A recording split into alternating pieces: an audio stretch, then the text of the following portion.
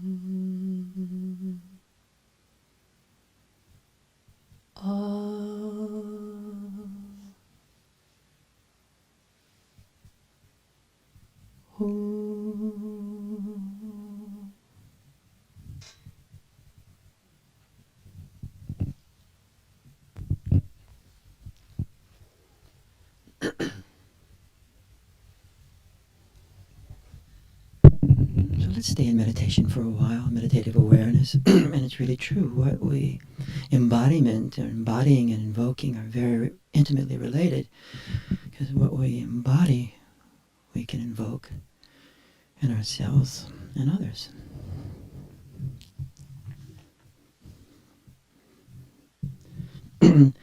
Whether good or not so good.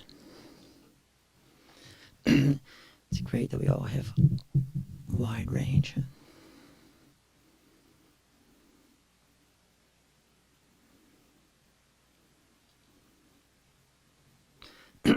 Let's extend to each other again. So we've been focusing on the embodiment or embodying. It's actually embodying of awareness. Embodying this field of light, energy, spaciousness, presence.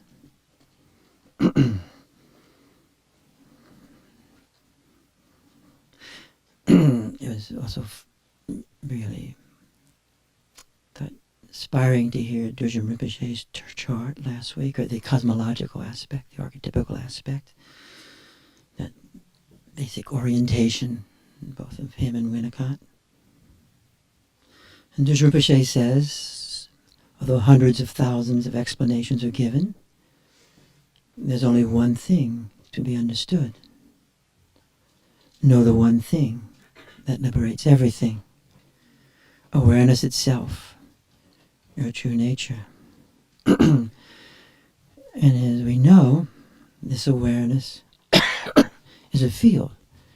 Human beings are fields. In fact, the world, universe is fields. Vast and infinite. Infinite in its horizons. Our field is infinite in its horizons. And it's multidimensional, huh? Potentiality. The energies, the light, the archetypical formulations that then form us, the flesh. And so our life is this process of embodying experientially, completely this field. Though we are the field, as Merleau-Ponty says, knowledge is experiential. To experience it is to know it, experiencing. So, you might look at the whole language of sadhana, or whatever you want to call it, as experiencing our very nature, this awareness, embodying it in all its dimensions. Embodiment of this field of light and energy is enlightenment. I mentioned a little earlier today the great series on death and dying that I've been watching on Saturday mornings of Lama Torchen. And I think also we may have asked Pete to do his his archetypical formulations, and also Merleau-Ponty next time. And Lama Tartan's been elaborating this wisdom awareness, wisdom gnosis, and the drama of death and dying. As he says, it's a course in becoming a professional dyer. And describes the person who embody wisdom awareness as having knowingness, this knowledge, inside to inside, since they are inside everything. Inside knowingness, not outside to outside, not truly subject-object. Inside to inside. And we all practice learning that capacity, that skill, where we experience inside to inside, directly, unmediatedly.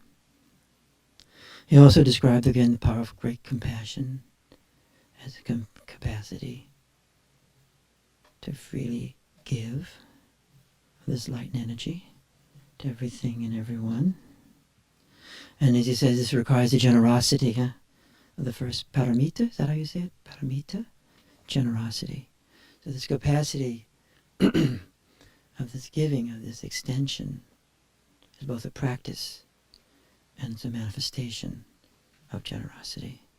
So in one way or other, to gain this expertise, we're actually working on generosity. It sounds like an easy topic. Perhaps it's the most difficult topic of all, generosity.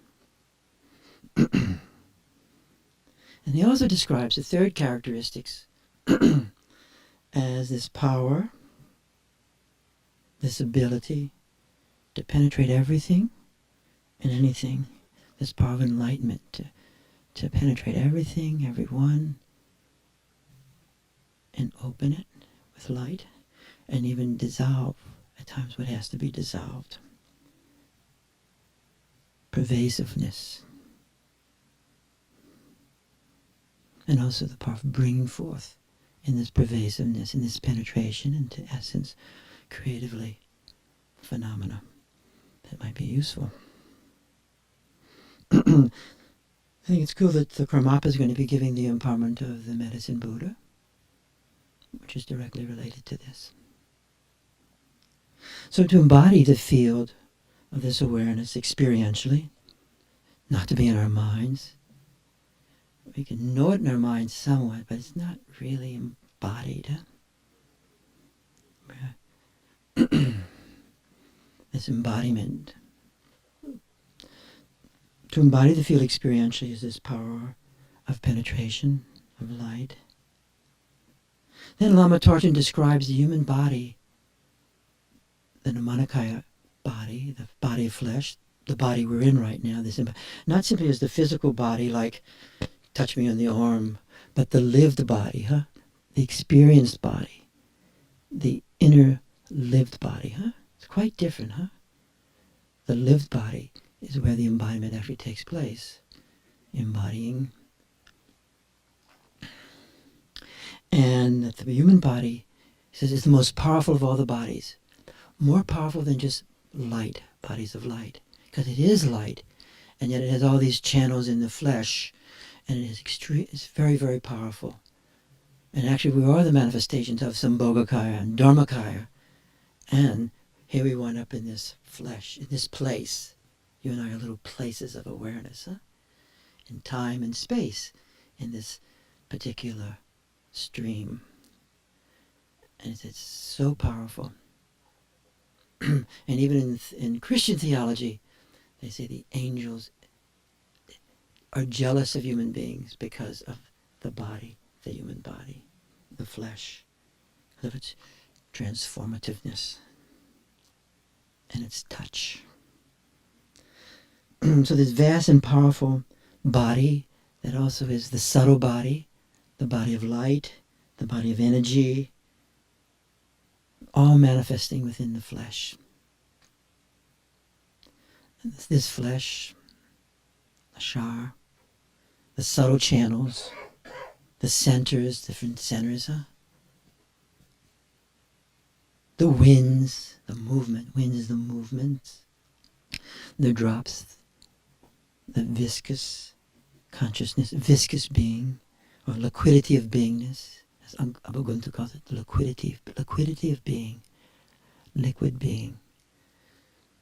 Did you experience liquid being this morning when people were touching you? Liquid being. So the body itself isn't the alchemical container. If it's open, alive, activated, because sometimes we can be quite strong and yet not alive with the power of awareness, awakened awareness, and the energies not felt, not experienced, and not known. So the body, the human body, is the alchemical vase, the vase, magical in essence, and capable of the greatest and the worst. So you can't have one without the other, right? That's why holding both is actually part of the fire, the alchemical fire.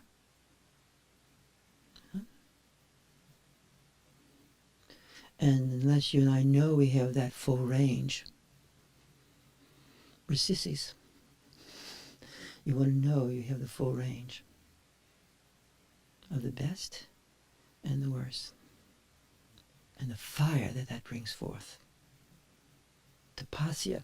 Real tapasya, to use that language, is not eating this or that. It can be. But the real tapasya is holding this vast range of opposites that will all be activated as the light arises, as awareness arises in our bodies. Do you know that? Do you really know that?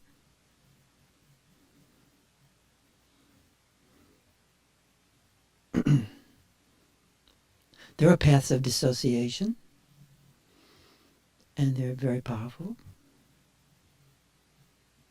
And there's no one way of embodying or becoming the light.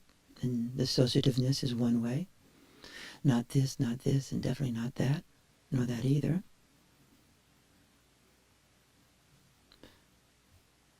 But we focus on the path of embodiment, an incarnational path. Aham, becoming what I am. So we can look at meditation. The word just people sitting around. But one way we look at it, or I like looking at it, highly prejudiced, is this embodiment of the energy, embodiment of the light, embodiment of the field, this embodiment of awareness. And so awareness becoming embodied to becoming aware of awareness itself, and then through experiencing everything and anything through this embodiment of awareness.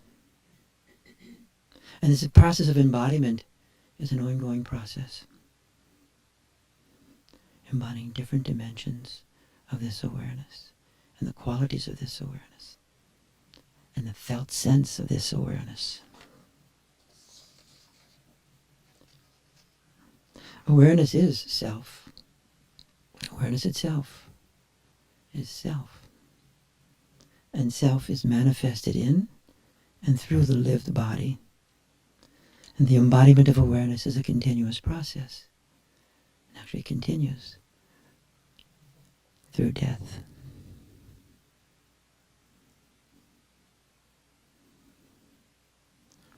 Awareness is manifesting and expressing, both manifesting and expressing through the senses and through feeling. That's why feelings and the senses are doorways of wisdom gnosis. The felt sense of experiencing the self and otherness, and the felt sense of experiencing the indivisibility of self and otherness.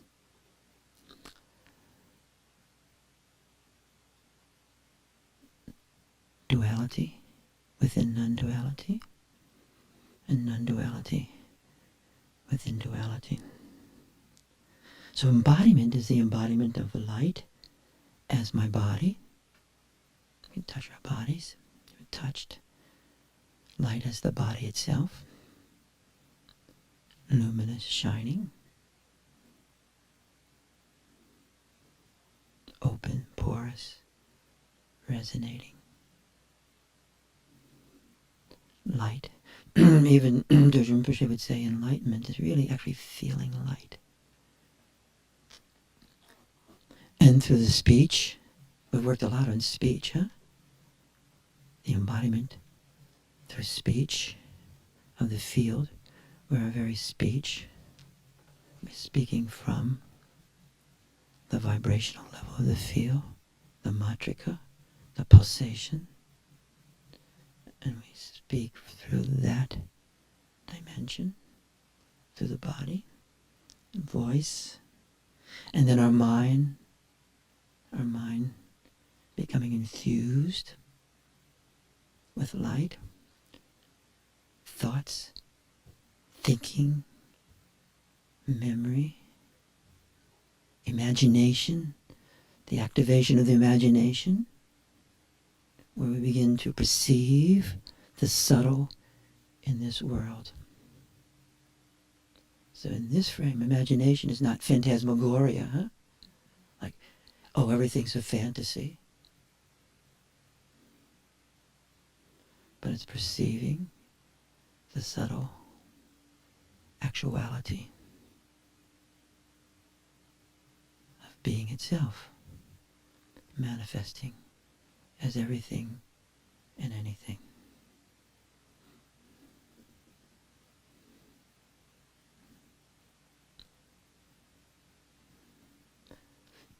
Most of us, including yours truly, I love it manifesting as beautiful experience. But the stretch as it manifests as everything and anything, huh? All the different aspects of humanness. So as we embody getting beyond right and wrong, good and evil, better and best, truth and falsity. So this felt sense of experiencing, the felt sense of hearing, the felt sense of hearing. Can you feel that? That hearing also is a felt sense. It's so close. Hearing is like taste. It's autocentric. It's so close. There's no distance. Hearing. And the felt sense of seeing, gazing. You'll feel the felt sense of seeing if you go into a gaze. If you're kind of just, highly vigilant and your sight is going from one to the other in an objectified state, you will not feel the felt sense. But in gazing, the felt sense of appearance manifest, and the felt sense of the apparitional dimension, Sambhogakaya, manifests. And it's in the felt sense that the synergesic, I always have trouble with that word, synesthesia takes place. Synesthesia is the felt sense integrating hearing, smelling in that unified sense. Say yes if that's making sense. And the felt sense of touching. Did you feel the touch today? Did you feel energy and light and flesh in that touch?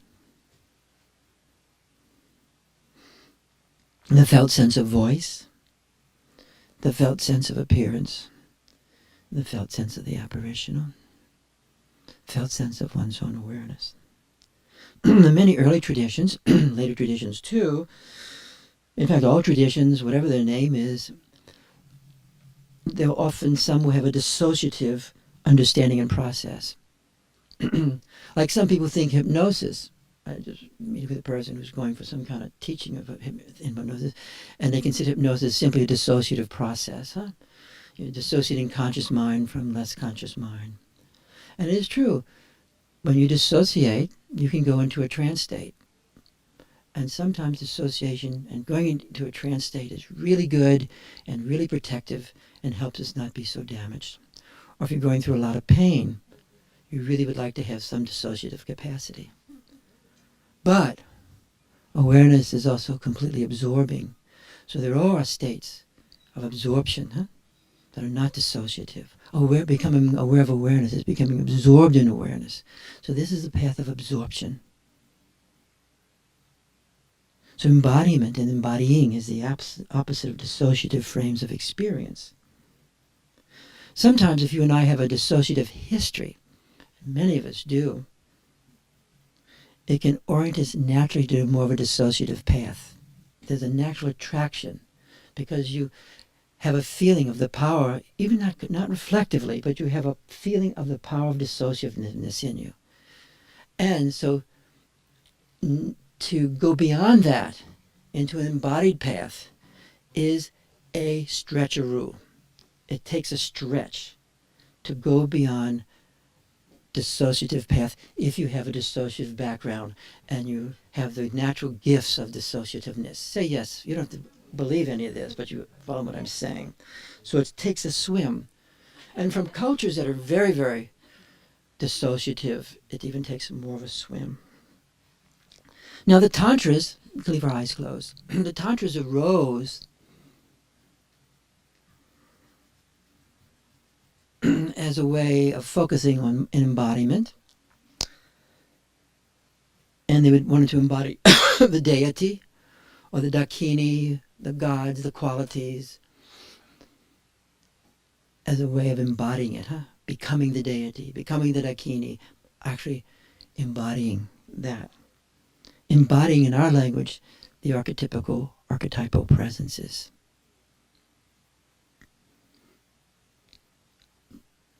And Tantra is not exactly Dzogchen. Dzogchen's a step beyond Tantra.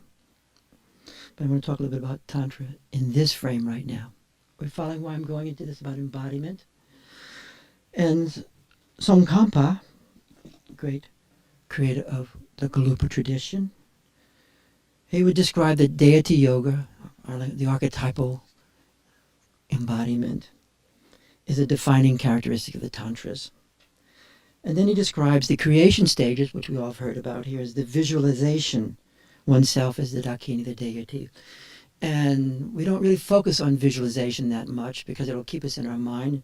And also, Tsongkhapa talks about this too, is that it really does depend on the creative power of the mind.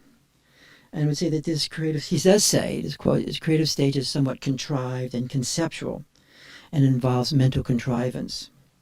So that the body, the archetypical body, is contrived as a fantasy, and the archetype is a fantasy collage.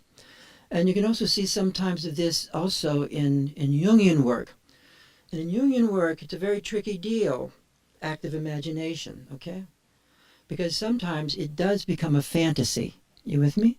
And doesn't become, I would say, a dream, or it doesn't become an imaginative factor. So it's a tricky thing, because when it does become imaginative, there'll be a felt sense of embodiment of the phenomena. Say yes if you're understanding. And so the history of Jungian thinking, there's splits in this in terms of it being intellectual dissociistic, because in a certain way, most intellectual activity is a dissociative process, okay? Most mental activity, not to say it's not worth it, not useful, but it should be highly specific. But so some of the Jungian work is dissociative and not embodying of the imaginal process. Say yes if that's making sense. And when it is embodied in the imaginal process, you're then shifting really into shamanistic work. You should know this, okay? It is now shamanistic work, okay? And that gets hierarchy very nervous, because you can't quite contain it. You can't reify it. You can't make it dogmatic, which is mentalistic.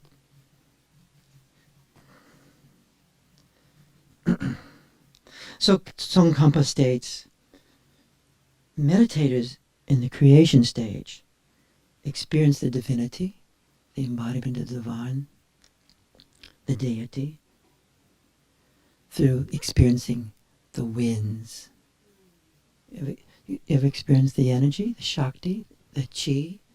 It's a wind. It moves. And then you feel the pendulum. You actually feel the wind and the energy moving, that movement. And this is my place here. and the energies and the drops, the liquid drops, the Amrita drops, the channels, the circles, the heart, forehead, throat, navel.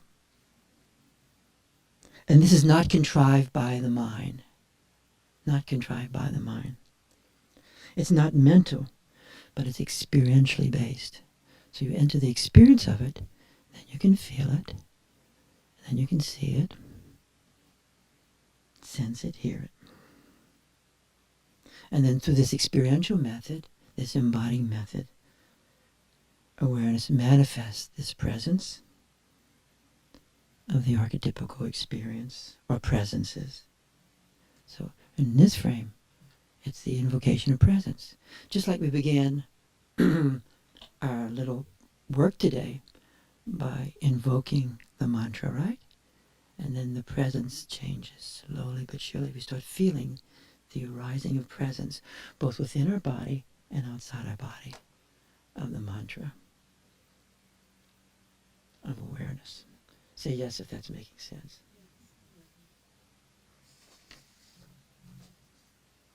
So this archetypical embodiment unfolds as a natural expression of awareness. So whether you're doing texts or mantras or just feeling your sense of the archetypical quality that you love, that you're oriented to, simply having a felt sense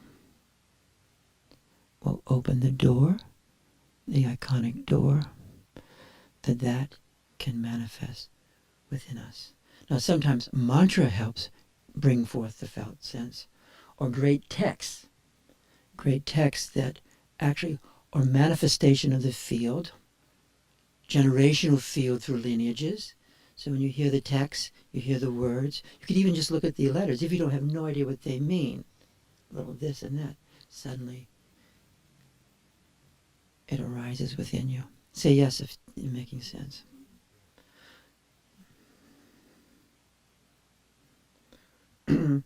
And all the lamas, when they come here, they will give empowerments. And with that empowerment, that particular archetypical quality is more experientially near you. It's more experientially close. And some people like texts, and text can help bring that forth, like poetic texts. These are not linear texts. They're texts that are written at the level of the vibration. That's why you can read some of these texts and you have no idea what they're talking about, and yet the presence. The Chakrasamvara text, for instance, you read that, practice it, and suddenly all this arises and you have no idea what is this about. And you can be reading in English. You guys follow what I'm saying? And some people don't like text and they just have a sense of that dimension.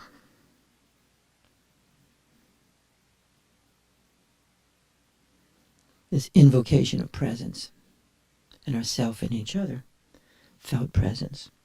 Felt presence within one's own self and felt presence within another. That's why if you and I hold awareness and we enter into awareness with each other in the non-dual state, which we can do, that indivisibleness, then we can invoke the Sambhogakaya realm for ourself and people.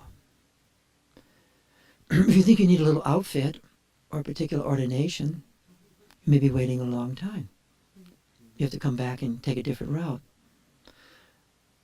But that's not the way to think about it, because awareness is awareness. And you are awareness, and you love awareness, and you're gaining the power of invoking awareness in yourself and other people. I don't think you have to wait till after you're dead. It's a lot of wasted time. So in the Western mystical tradition, the invocation of felt presence is very well described. One great text is Rudolf Otto's text called The Idea of the Holy. Raise your hand if you've ever heard of that text, The Idea of the Holy. It's a great, exquisite book on the holy and its different manifestations of the holiness in different traditions, primarily the Christian tradition. Ilya Rabin, who Peter quotes a lot, the great Sufi master, is a master of the invocation of the divine presence, of the angelic presences. And Rudolf Otto holds that the felt presence of the divine is the root of most mystical experience in the West. William James, a book I would hope everyone read at some point, Varieties of Religious Experience. Who's read that book? Raise your hand. The Varieties of Religious Experience. It's amazing, this book, written in 1909. It's such a it's one of the most contemporary books you can possibly look at. He calls it the ontological imagination. Fantastic word. Fantastic word. The ontological imagination. So the grounds of the felt presence in everyday experience, and that's closer to Dzogchen, because in Dzogchen, our path is more or less everyday experience. You and I are in the awareness state, just learning how to sustain it, integrating our mind, body, and whatever's happening is path. And that's sort of William James's orientation. I always love when Lama Norla talks about the Bodhisattva. And he talks about the Bodhisattva as ordinary personages, like Thomas Jefferson and others he will speak about in conversation. And that we combine, we have a tendency to think of the Bodhisattva as Majustri. You with me? Mm-hmm. And there's a power in that if you have an understanding how to incarnate and understand that, But sometimes it can be distancing. And we fall into the asymmetrical state of not me, And we have to undercut that lack of equality. Say yes if that's making sense. Mm-hmm. So James calls this the ontological imagination. Not fantasy, but this capacity to sense potentiality, to sense the actuality of the energies and the configurations, and to sense it becoming human beings. Us. So the felt present is apparent, felt, seen, and it's localized in space in relation to us, the experiencer. So consciousness or awareness is experiencing. The invocation of felt presence of oneself and others, and the different dimensions of it, whether it's flesh, Sambhogakaya. So the light, almost done. The light can infuse our mind. Let's focus on the light infusing our mind. Do you ever do that? Focus on the light infusing your mind? We know all this stuff, but actually we don't necessarily practice it. Focusing on the light, infusing the mind. Extending down into the earth, all the way up. We'll do that. The light infusing seeing. Seeing into, penetrating into, unpacking, opening form. Light meets the light. Energy meets the energy. The light infusing hearing. The light infusing smell.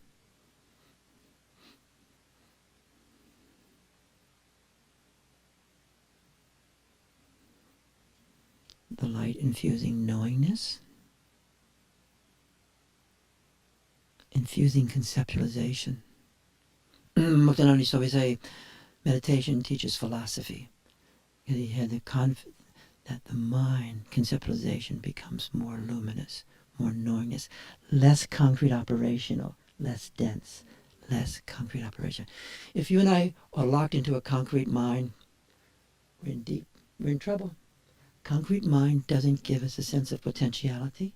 Concrete mind doesn't give us apparitional openness. And concrete minds everything looks very singular, not even three-dimensional.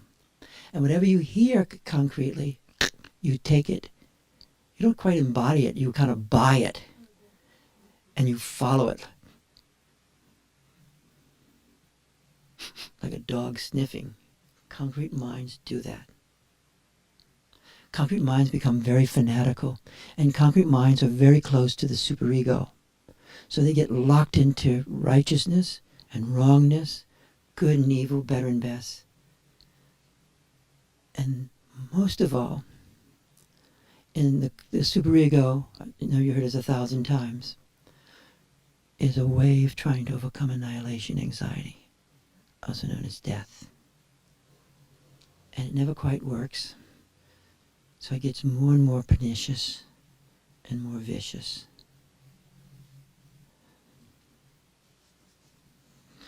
Primarily against ourselves and then against others.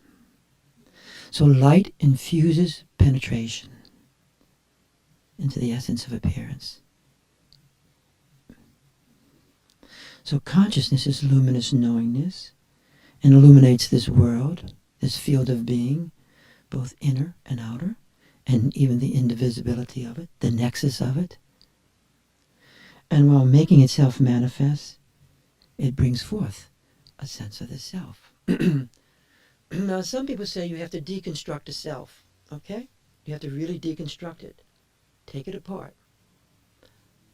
I think it's a really good thing to do if you think that way. I think whatever your opinion is, it's really good. It's all opinions. Every book I look at is an opinion. Even the book of the great masters, because they differ so much. So it's opinion. But I like the idea of opinion. I even love my own opinions a lot. but I should. You just want to really work at having an opinion that works. I wouldn't swallow the first fish that comes by. I only got an opinion. Because so-and-so told me. And it's nice to use great names in talks. It gives it a validity. You really? But really and truly, you want to own your own opinion. Because ultimately, that's the opinion you're going to die in. Whether you like it or not. I can have all kinds of opinions floating out there, but I just don't believe it. I don't have any faith in it. So in a certain way, but I like trying opinions on. I love trying opinions on. I really do. I always like when I'm rapping now, but when I see great teachers, I'm studying with Irv Poster and Miriam Paul, different people I go study with, I would imitate them and try and feel what they were feeling as they were talking. That's what I would do. Oh, okay. And I would try and feel their words, and then I would play it out. Same thing with writing. I like to copy different people's styles, you know? Write this, oh, there's this style. And then I discard it. And different masters, Swami Muktananda. Wow. Now he's calling, I've told this story before, I'd like to tell it again right now. One day Guru Bawa, B-A-W-A, came in 1976. And Guru Bawa came, and he was a very famous Sufi from Philadelphia, about 100 years old. He was a great, great yogi, very beautiful person. So they come, and a lot of people were meeting Muktananda in the year 76. There'll always be debates on are the chairs equal in size, right? Machinations. So Guru Bawa comes and starts giving a talk. It's a great talk. He's singing, he's talking, he's very beautiful. He's 100 years old, and he's luminous. And Muktananda looks at his clock, and now Guru Bawa, the Sufi, is now going over 20 minutes, okay? So time was very important. Oh, now 30 minutes. So 35 minutes, so Baba starts, winds the clock up, and turns the alarm board, okay? Guru Baba looks at him, okay, continues on. So anyway, does it again. So it's of course the fans love this sort of thing, right? The drama, what's going to happen. So Guru Bawa finally says, I'm older than you. And Baba goes, ah. So anyway, it ended in a not too pleasant way, okay? They both survived fine, okay? So there's a group of people with Baba after, and someone asked him, was there with him, and he says, Baba, what happened between you and Gubawa. Gubawa. What a fantastic sitter. What a great sitter. I mean, this most magnificent sitter from the Sufis. And Baba always had a love of the Sufis. He knows he. But he's a fool. He's a fool. Now, I took that in. I used to listen very closely and embody, at times, not always. How can that be? A master and a fool. You should think about that sometime. It's really good to know that and to hold it, to understand it.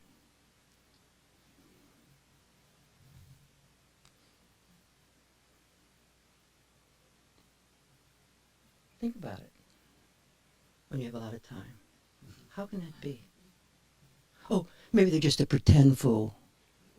Sometimes yogis said about other yogis, oh, so-and-so is just a pretend fool. I won't mention names, right? He does all this because he wants people to know how they behave. You can believe that. You can get comfort from that if you want to. But I thought those words were really great I heard that day. And very useful. How were they useful for you when you say you took it in? Yes, well, it's useful for right now because right now the Heidegger circle is in panic.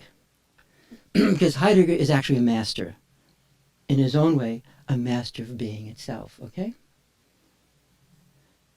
And they've discovered these so-called black books. There would be black books. And there's some private diaries of Heidegger during a bad time in his life, when he had just resigned being a Nazi and head of the university, because he was afraid and was also understanding what was going on. But he hated Jews. You with me?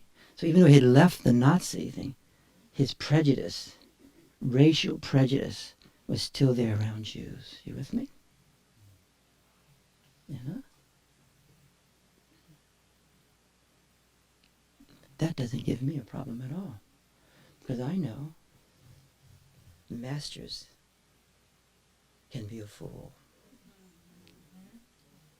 I know that. And I'll see that with different masters. They can be fools. We can surely be fools.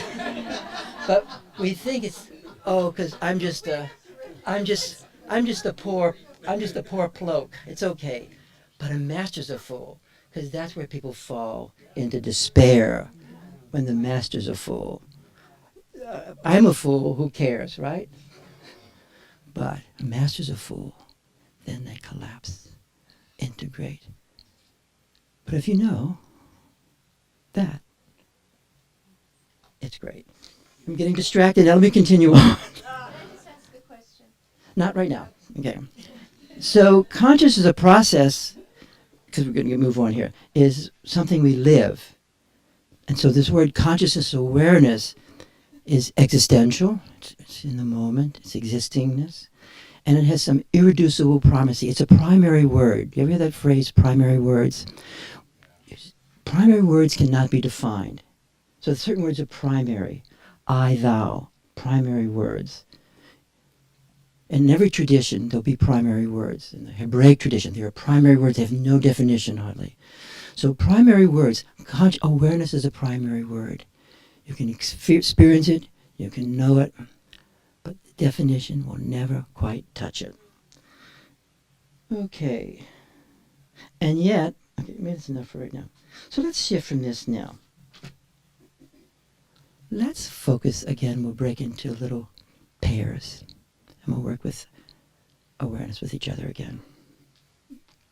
Why work with each other? Why not just work by yourself? Because awareness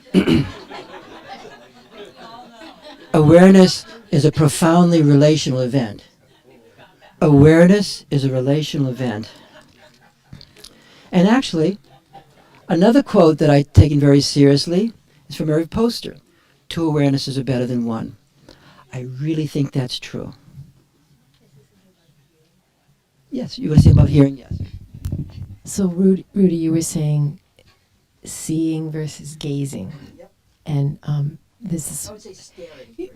right. So, there's a guy named Alfred Tomatis. He did a lot of groundbreaking work on tinnitus and sound. And so, he distinguishes between hearing and listening. So, he says, the hearing is the body's passive capacity to pick up sound. But then he says something about listening. When hearing gives way into listening, Pay attention. Let's listen. when hearing gives way to listening, one's awareness increases, the will is aroused, and all aspects of our being are involved at the same time. That's Tomatis on listening. Who is he? Who is Tomatis? He's a doctor who did a lot of pioneering work on tinnitus and hearing problems and sound. That says the whole thing. Also, the will, invocation, the sankalpa. Invocation is sankalpa. To learn invocation and to reach invocation is useful. Here we are. So let's focus again. Let's have a partner. You need a partner? Here we go. Let me get you a partner. And if you're new, you should work with more senior people. Anybody free? Free? Let's see. Let me see. Hold on a moment here. Let me get you a partner here. Okay. Which one of you work with? My mind's blank. Paula. Which one of you work with Paula? Because you are, yes, an old hand. I'd rather new people to work with people who've been here a long time. So you're without a partner now. You can find someone, but you're going to work with Paula, okay? Anybody else brand new, off the street? Here, you can sit here. Do you not have a partner? You can sit here if you don't have a partner. You can sit here if you want. Everybody has partners? Why don't you sit right here, okay? So let's focus in again, okay?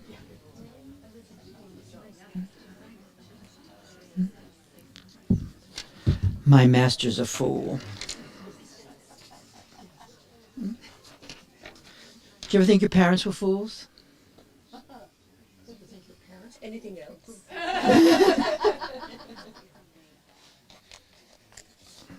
Where does the fool attribution stop?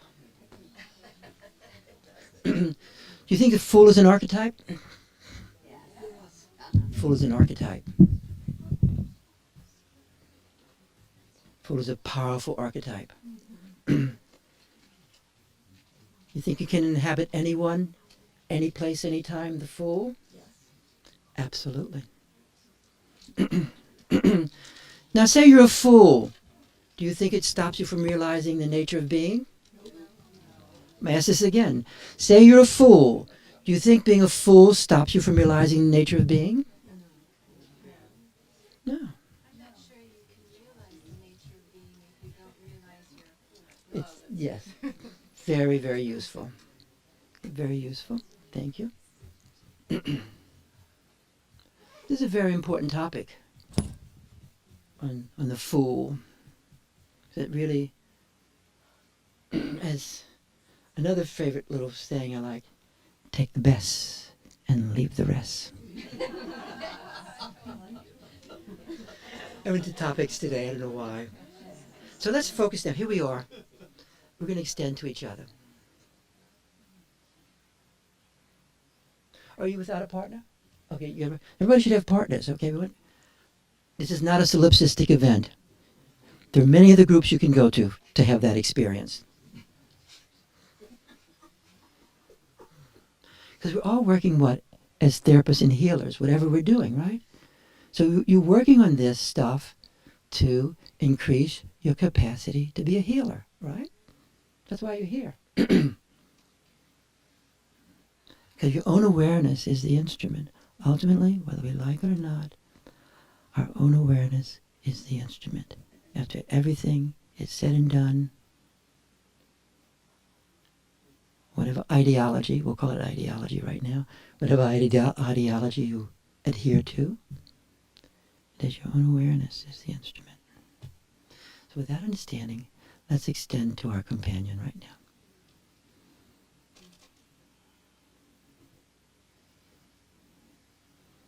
And as we do this, we're going to place right and wrong in the background just a little bit, and good and evil, better and best, so we can enter equality consciousness, or equalness, me and you-ness.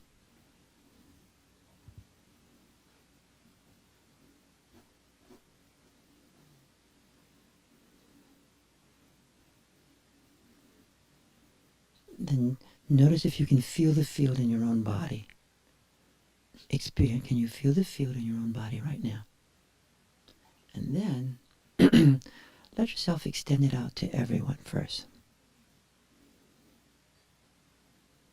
The whole thing. Beyond the boundaries of the room. And allow yourself to be in your body. You actually do not have to be in your body to feel the field or extend the field. But the quality of embodiment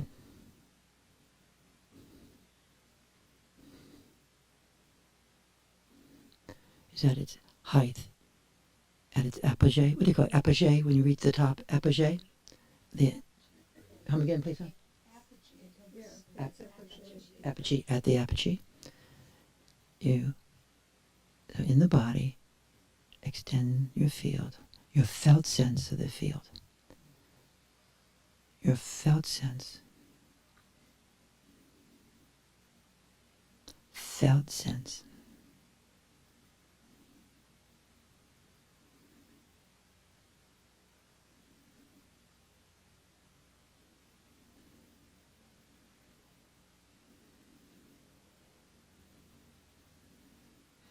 And then you can focus a bit more through the heart essence.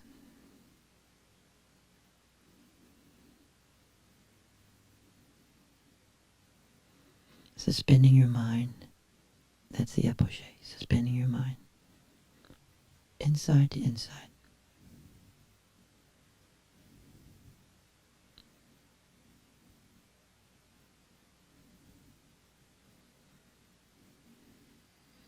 Then you, as you're extending it horizontally into him or her, extend also up to your throat, your mouth, and extend that dimension, the column. Then behind your eyes. You can actually feel that difference there. Then behind your third eye. Then all the way down. Again, that point beneath the breast. Then all the way down to the navel, dantian. Then down to the earth, perineum, lower center, pelvic bowl. Extend the energy. Extend through your points of your thighs. Grounding. Now we're going to pause and you're going to cultivate the energy in the heart. You're cultivating through generosity, beneficence.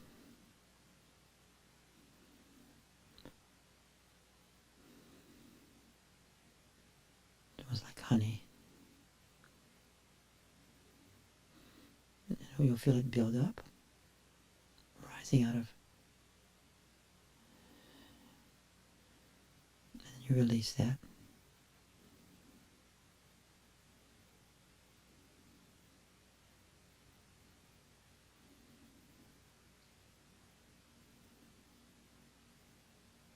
And notice, with that releasing, do you experience that felt nexus, the conjunctio of indivisibility?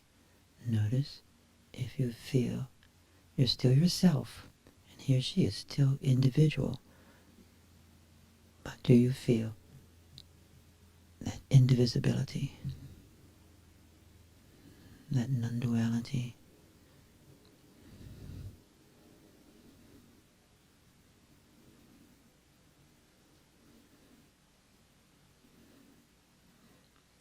As you feel that point, let yourself embody that point. Embodying is a flexible movement of psyche. Let yourself Embody that point. Don't think logically about this. Embody that place.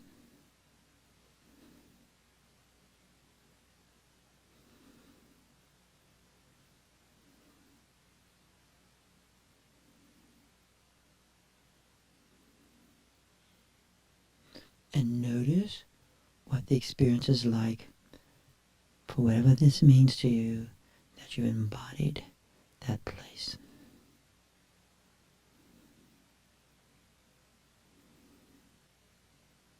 And notice what's manifesting from that right now and arising.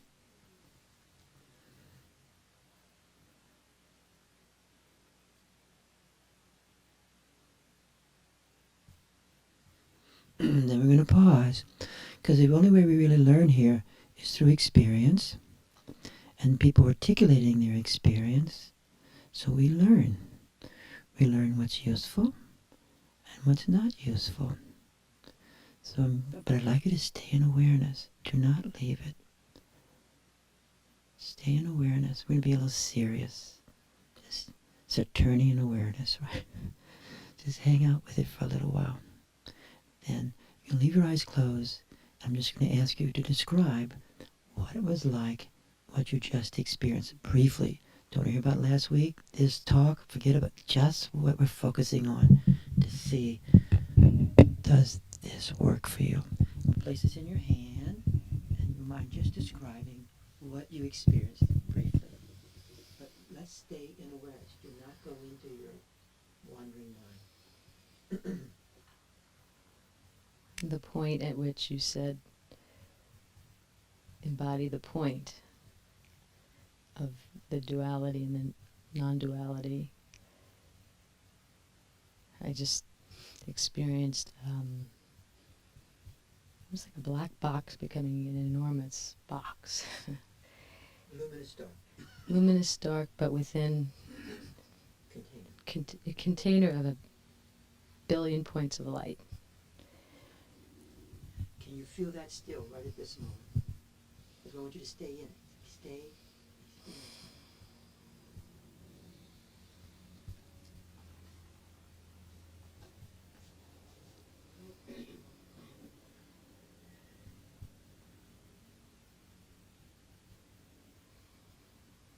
It's hard because my heart is beating. Okay, the heart beating and can hang out with it. I'm gonna take the mic, but let the heart will beat, and then if it calms a bit, that may become more apparent. Okay.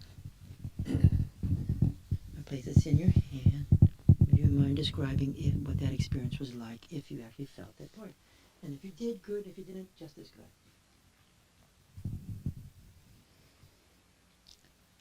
I feel like I'm like I'm a twin.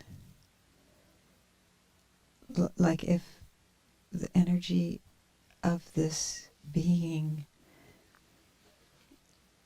connected to me right now were to leave, that I would be missing something of myself. Beautifully described, and often when we're in that union, the twinning experience takes place. So what happens in us can happen in the other in terms of invocation. Let me ask a few more people here.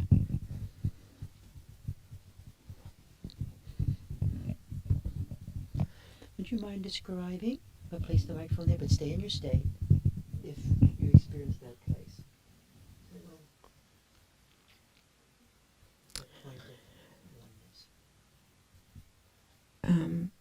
I experienced lines of light going from me to Liz, from my heart all through my torso. So it was like they were connectors to her. Beautifully described. Ask one or two more people. Now put the hand, this mic in your hand. Do you experience that point, that place? I experienced kind of like a vortex, sort of as if there was something woven, energy woven, going around. and vibrating, And just like light and energy. and pulsating. Beautifully described. I'm just going to place this in your hand. You feel that place, that point, that spot. I feel the spot, and it's singular Yes. and has specificity to it. And as I embody the spot, the oneness of other and the whole room turns into infinite possibilities and beings and spheres. Perfectly described for us. Thank you so much. As I embody that spot, that place of singularity, it expands, embodies everything. Excuse me. It's in your hand. Do you mind describing your experience? Yes, it was a. The light became a vortex, and then we went into the vortex, and now it's like it's a lot of light. I'm trying to get the words for it. It's like a sunset that's all light, or an explosion that's all light. It looks like an explosion, but it's not like an explosion because it's a gentle energy. It's just all particles that are all filled with light that surround us, and we're all one within this. Beautiful. I guess it was just said each particle is an individual, and but it's all one. Merci beaucoup. Thank you. Everybody's sharing their experiences. We're almost done. Did you experience that place? Did you experience that place, that spot? And how did you get there if you did?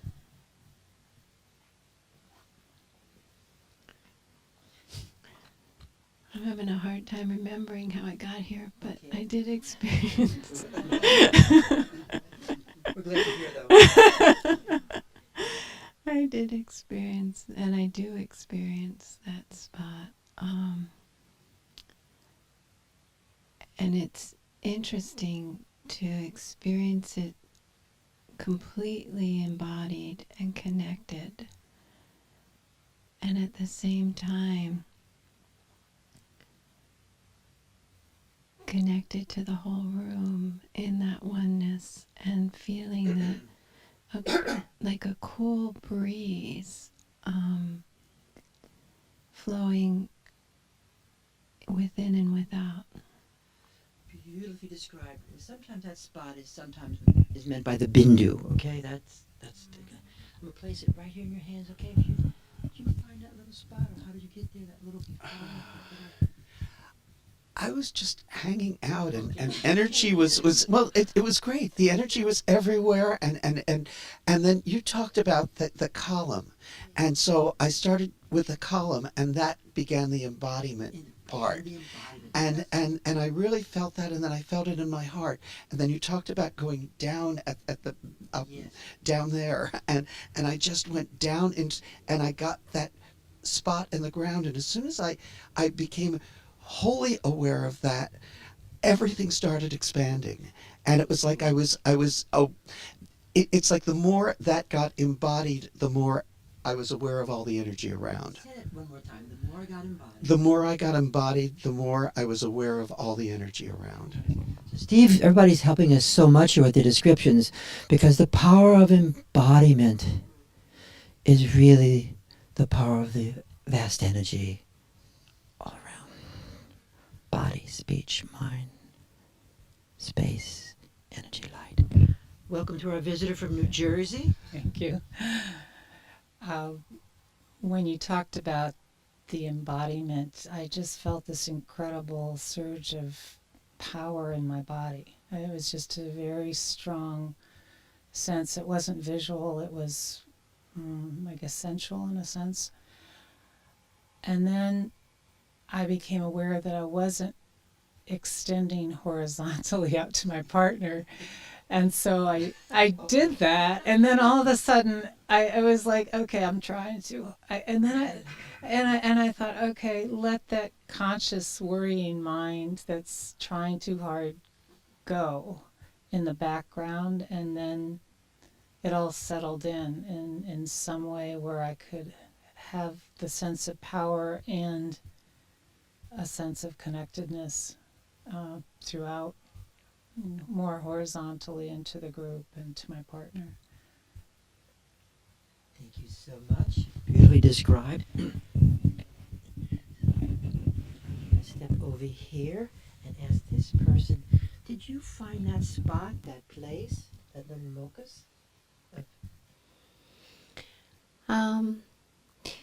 Yeah, I think it was the spot of creation. Just a really open center, and when I extended it to my partners horizontally, it's like simultaneously it also went vertically down into the earth. And it wasn't like I was trying to get anything. It was just that it was a sort of a spherical energy sharing between that was just happening on its own, but it was embodied at the same time. Thank you so much. One more here.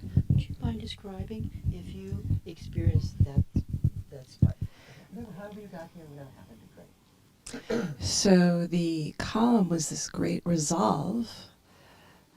At the same time, for me, paradoxically, this kind of gentleness, sweetness, which is to me hard to hold. It doesn't seem to hold at the same time. When you said to embody it, the embodiment was between us out here, which still feels embodied, but it's an opening with. Cool. It's out there, but it's embodied. Yeah, and it's a potentiality and a burgeoning. Just I can see it. There's a four-pointed kind of opening, and I'm keeping my hand here just to kind of hold it. Beautifully described. Okay, so we're gonna step through here. So let's go. We're staying anywhere. Let's go further. We had our pause. I'm going to ask you this time to move a little closer to your person you're with. And we've practiced this before. Amma does it hour after hour, thousands of hours. So let's, again, ending awareness. And in a comfortable way. You don't have to be squeezed to death, okay? But whatever's comfortable, let yourself embrace the person.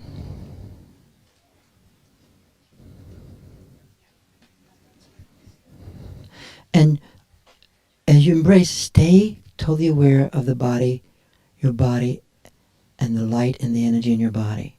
So the light is touching the light. So it's not just a nice hug, okay? Hugs are great, but as a way of releasing light. You're releasing light into the person. And you can even take turns from one side to the other simultaneously of embracing and releasing the energy and the light. And if you can, the heart essence, the inner heart essence. If you can find that liquid-like state, viscous, within the very heart. And if you also would like to, you can invoke an archetype. As you do this, I'd like you to invoke the archetype of the Guru. Primordial awareness, manifesting herself in you and through you, both to you and to each other. The Guru. Guru is not a person. It's the very nature of awareness to reveal itself in us to each other. And we're practicing this way right now. So you're going to be in their body, is the body of the Guru. You don't have to imagine it. You just, Sambhavapaya, you do it. Your eyes and your touch, your hands. And you're transmitting knowingness.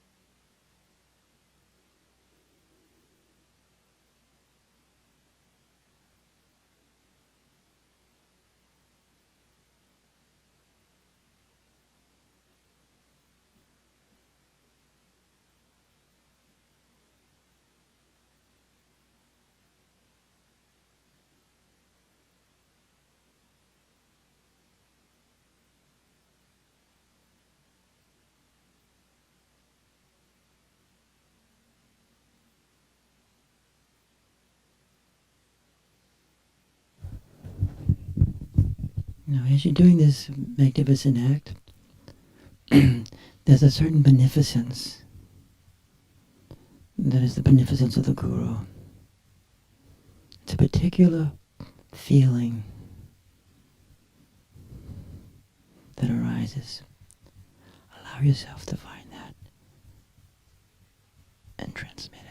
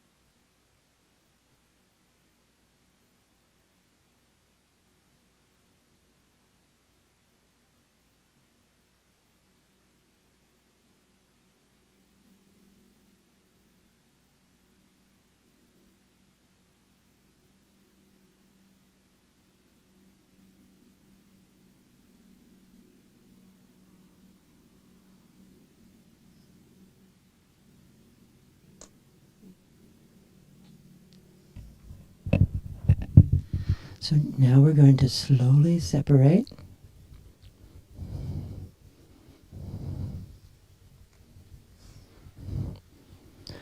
And if you'd like, you can, if you want to, you can kiss your companion's hand. It's a very distinguished experience.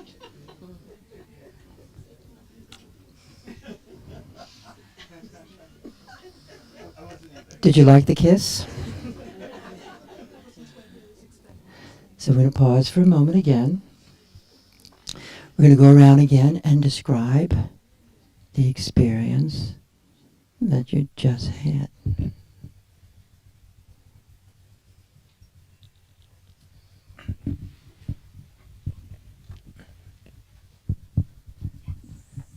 Would you mind describing your experience?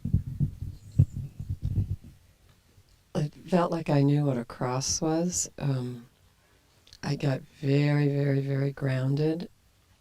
And before, I came just across, but this time it came from above. and just flooded all through, not me, but through us. And I just was there as a lighted cross. Beautifully described it coming through us. Mm-hmm.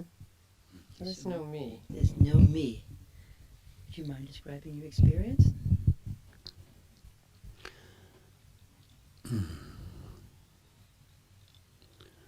Well, there's a back and forth between breathing myself and breathing together and being breathed in a way.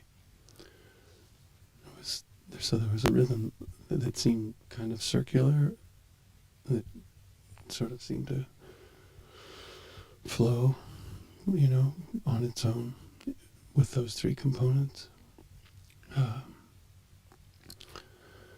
There was also a very strong sense of opening at the top of or the bottom of my throat. It seemed like there was another circuit there of overflow or interflow of, heart's essence, we could say. Merci beaucoup. Thank you. Sorry, do you mind describing your experience?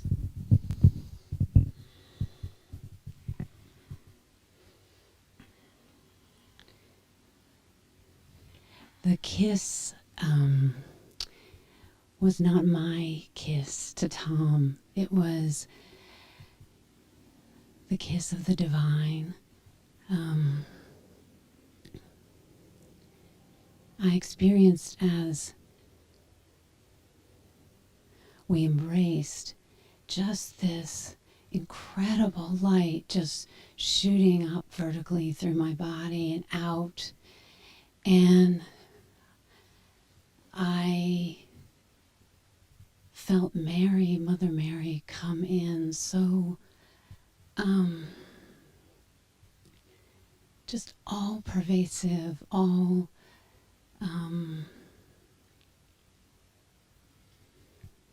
light, protection, a deep strength, a deep rootedness in my body, safe, completely safe, so safe. And the kiss was the sweetest nectar. It was human to human, such sweet contact. So it was us and not us. It was this gift. Thank you so much. Beautifully described. And our visitor from up north, is your hand here?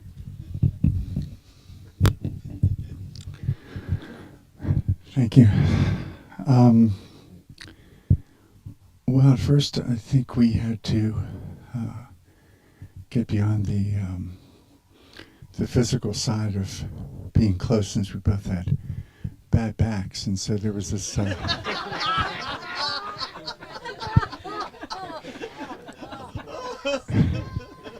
Felt a little bit like two contortionists, trying to find a good place. But amidst that, holding the field and moving around, there was a sense of profound compassion for each other in that. So operating out of the field, there was a sense of this thing we were trying to navigate, and then there was something much larger that was holding us. And so that the pain and the difficulty tended to dissolve into what became a very expanded, dark, luminous, infinite space. And when we were asked to extend the guru, there was a sense of separate selves at the same time that we were both holding this infinite space together. And again, a deep sense of affection and warmth.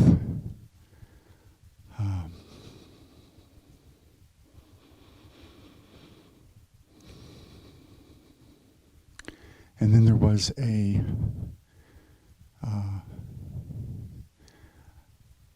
when I opened my eyes up a little bit and gazed at my partner, there was a sense of thingness, light, color, shape that also would dissolve back into this dark, luminous space the more I gazed. And then the shapes and colors would reappear. So it was kind of manifesting and dissolving, manifesting and dissolving. It was quite fantastic. Isn't it perfect? It's perfect. It's so great and all these great, there's a manifestation, dissolving, and then remanifestation. So here we are. So, now, we're going to end up with about 5 minutes because I want to show you something on TV. Just hang out for a minute. You can share your experience with each other while I'd like to thank Jeff for telling me last week to start. It's an amazing thing to press the